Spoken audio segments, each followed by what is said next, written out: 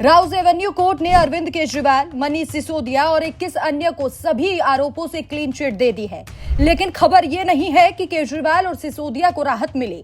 खबर तो ये है कि सोनिया और राहुल के उल्टे दिन शुरू हो गए हैं।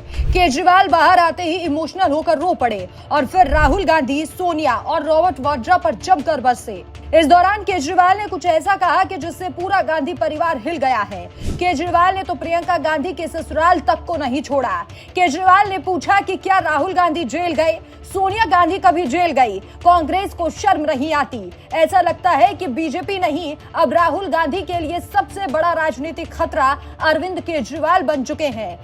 मैं आपसे पूछना चाहता हूँ, केजरीवाल जेल गया, रॉबर्ट वाड्रा जेल गया, संजय सिंह जेल गया, क्या राहुल गांधी जेल गया?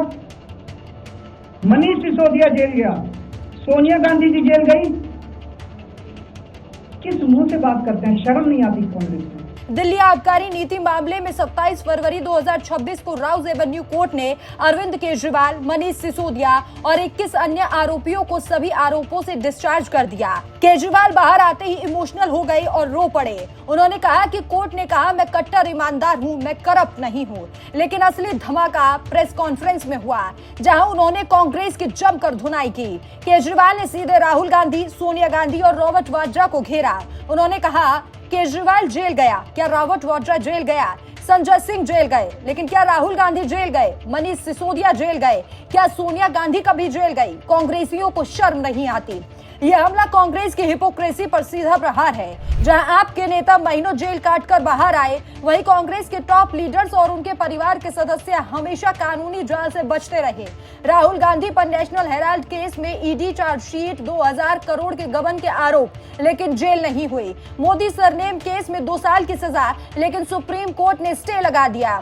रॉबर्ट वाड्रा पर गुरुग्राम लैंड डील में 58 करोड़ की मनी लॉन्ड्रिंग, ईडी ने जेल और संपत्ति जब्त की मांग की, लेकिन एंटीसिपेटरी बेल पर आजाद घूम रहे हैं। कांग्रेस आपको बीजेपी की बी टीम कहती है, लेकिन अब केजरीवाल क्लीन चिट पाकर बाहर आ गए तो कांग्रेस साजिश का राग अलाप रही है।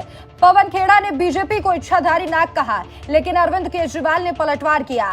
कांग्रेस क्या कर रही है? शर्म नहीं आती? ये फैसला केजरीवाल को नया जोश दे रहा है। उन्होंने चैलेंज किया कि मोदी जी दिल्ली में फिर से चुनाव करवाओ, मैं छोड़ दूंगा पॉलिटिक्स अगर हार गया। लेकिन असली खतरा कांग्रेस के लिए है। 2024 में कांग्रेस महज 99 सीटों पर सिमट गई। राहुल की न्याय यात्रा फ्लॉप रही है। अब पंजाब, गुजरात, दिल्ली में आपका उभार कांग्रेस की सीटें छीन सकता है।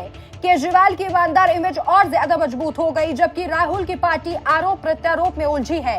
राहुल गांधी अब क्या जवाब देंगे कि जेल क्यों नहीं गए? ये सवाल कांग्रेस की साख पर चोट कर रहा है। केजरीवाल बाहर आकर राहुल के लिए सबसे बड़ा राजनीतिक खतरा बन चुके हैं। आपकी क्या राय है? कमेंट करके अपनी राय जरूर बताएं।